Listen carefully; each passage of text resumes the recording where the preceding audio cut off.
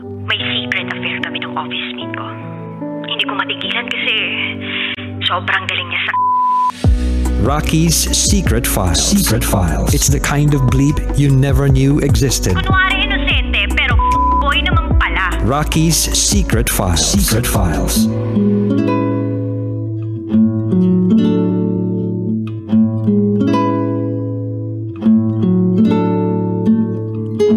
And we're back. Kasama niyo pa rin si DJ Rocky and this is Rochelle's Secret Files. Si Rochelle na nag-share ng kanyang update in life.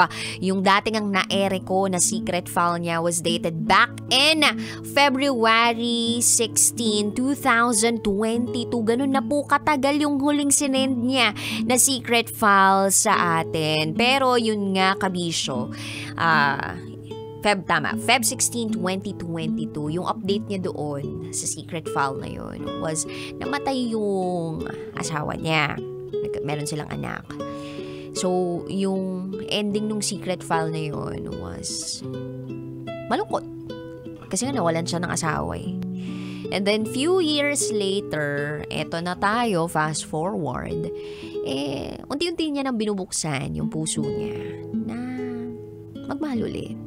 No? Pero, akala ko nga magiging sila ni Sir Francis eh, pero mukhang kailangan pa raw ng time.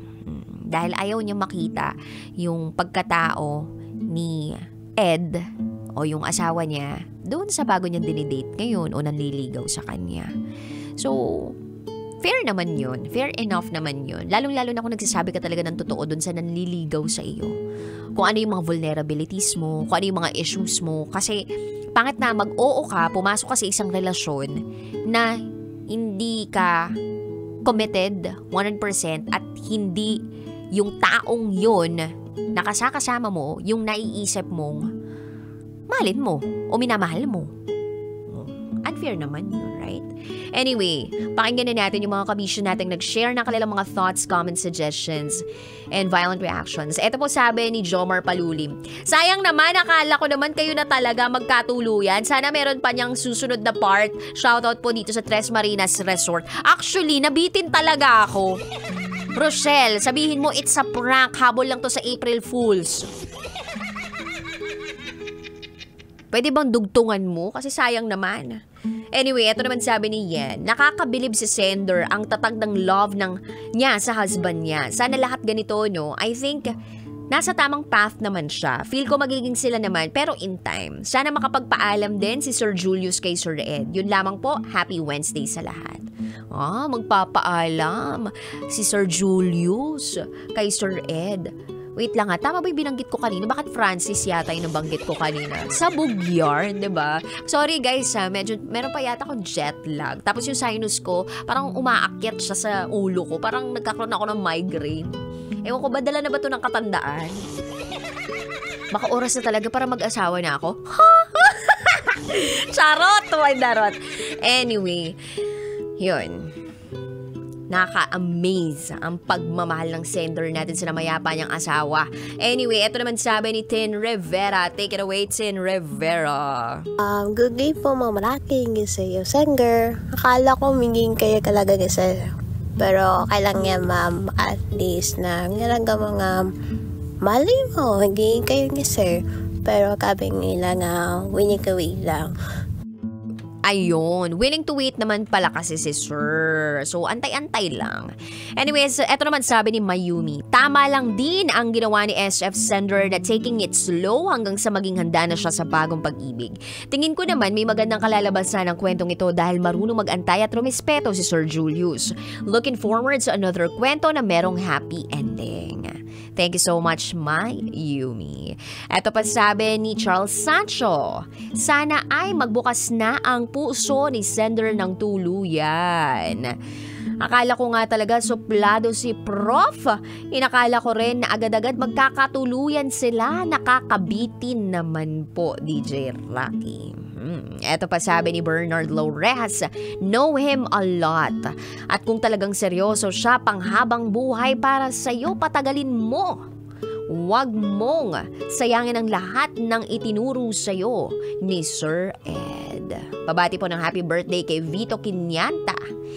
Happy Wednesday. Eto pa sabi ni Katrina San Jose, huwag kang matakot sumugal sa alam mong kaya kang ipanalo. Sabi nga, if God closes the door, He opens a window. Or if God closed the door, He may open a window. Meron ba ganun sinabi si Lord? Kaya huwag matakot magmahal, sabi nga nung sender kahapon, nasa 40 ng true love. Kaya gumora ka ng sender, tapos isulat mo ulit ang love story nyo naman ni Sir Julius. Galing mo magkwento, pwede kang maging writer.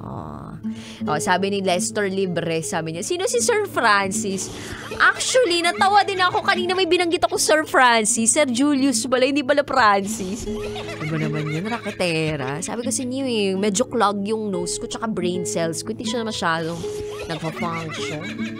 Anyway.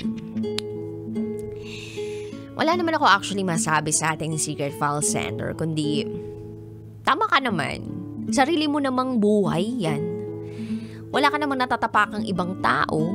Kumbaga, yung mga issues mo, honest ka naman about it. Yung mga naiisip mo, nararamdaman mo, binabanggit mo naman kay Sir Julius, and it's a good foundation. Kasi, yung pagiging honest sa isang tao, lalong-lalo na sa mga nanliligaw sa'yo, dami naman ng tao na yun sa nanliligaw sa'yo, is a good sign na mag-prosper yung relationship na meron kayo. Kasi kung una pa lang, sinungaling na yung nanliligaw sa'yo at sinungaling ka sa manliligaw mo, I don't think that's a good foundation of any relationship. A good foundation of any relationship is based on honesty. And if you are not honest about yourself, what you feel, then baka mabuo ko lang yung resentment sa puso mo at magkaroon ka ng mga what ifs, o magkaroon ka ng regrets, magkaroon ka lang ng sama ng loob. So, maganda yung ginagawa mo, secret file sender, na pinapaasa si Sir Julius. Charot to darot. O diba, parang paasa yung datingan mo dyan, no? Pero honest ka eh. Honest ka eh. Hindi mo siya pinapaasa. You're not giving that person false hope. But you are just being honest. And that's a good sign. And a good possibility that you will enter a good, healthy relationship. And mukha namang si Sir Francis ay isang epitome of understanding, epitome of waiting, patience. Mukha naman magigets ka niya. And I don't think he's gonna lie to you or he's gonna cheat on you pa kasi, nasa 40 na siya, no? And sabi mo nga, straightforward siya, may pagkamasungit, suplado, so medyo wala kang magiging kalaban na babae dyan. Mukha namang kaya kang ipanalo. So, yeah, just take your time. Pero sana wag na umabot na 2051, no? Kasi, sayang naman, di ba? Lahat naman na ng nasa checklist mo. Check na eh. Sarili mo na lang talagang nararamdaman. Pero again, yung puso isa lang yan. Kaya ibinigay ng Panginoon yan sa atin. Para gamitin natin makapagmahal ng ibang tao. Kung meron namang blessing ng mga anak,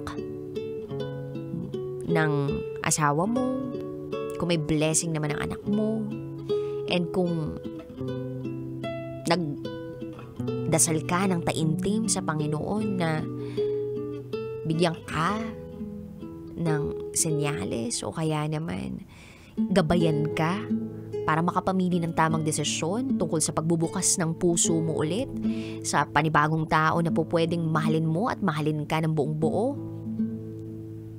edi go mo na. Para magkatikiman na kayo. Charot! Uy, darot! May ganun talaga. Para magkatikiman na kayo. Anyway, kabisya, if you wanna share your secrets, share it to me, raketera@gmail.com. Good luck to you, secret file sender Rochelle. Maraming salamat sa iyong pag-share ng iyong secret file. Looking forward to your next story na ibibigay sa amin. At yun na nga ang happy ending ninyo ni Sir Julio. So baka mamaya si Sir Francis pala yan. Ay! Charot with Darot. Anyway, I'm gonna say GTG as in gotta go. Susunod na po ang programang Ed Sarapan kasama si Diego at Tanghenyo. Dito lamang yan sa stasyong number 1, 90.7 Love Radio. This is Rochelle's Secret File. Kailangan pa bang i-memorize yan? Love Radio Basic!